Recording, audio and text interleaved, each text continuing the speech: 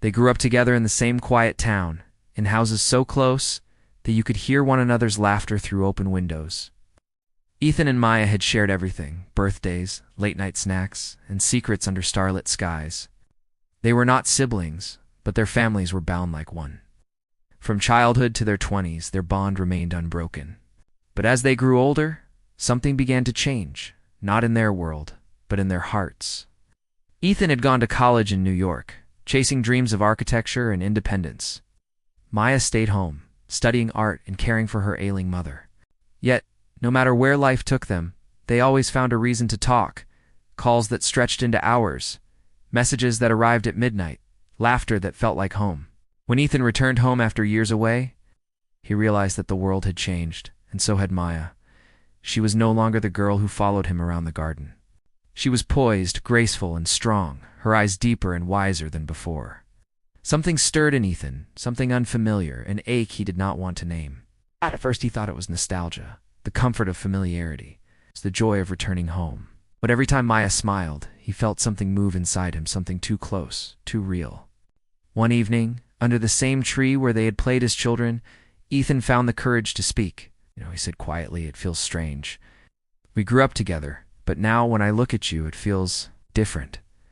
Maya turned her eyes toward him, calm but knowing. Different how? He hesitated.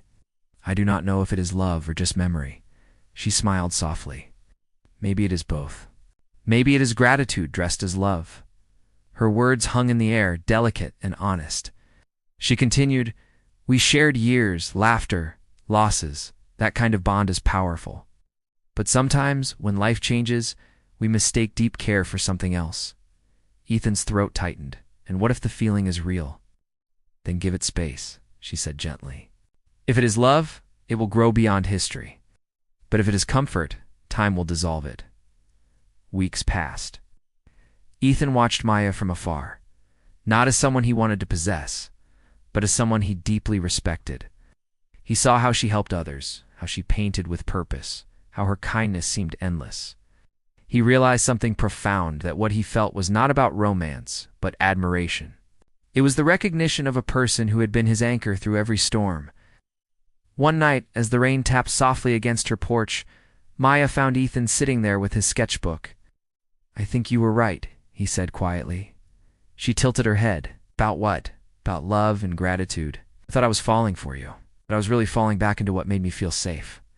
You remind me of home, not because I love you that way, but because I always will in another way."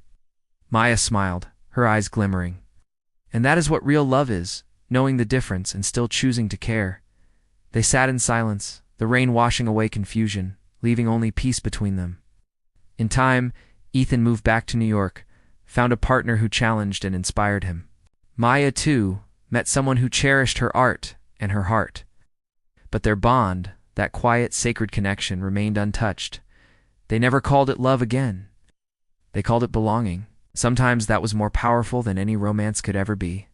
If this story touched your heart, do not forget to like, share, and subscribe to HeartTalk Stories, where emotions find words and love finds meaning.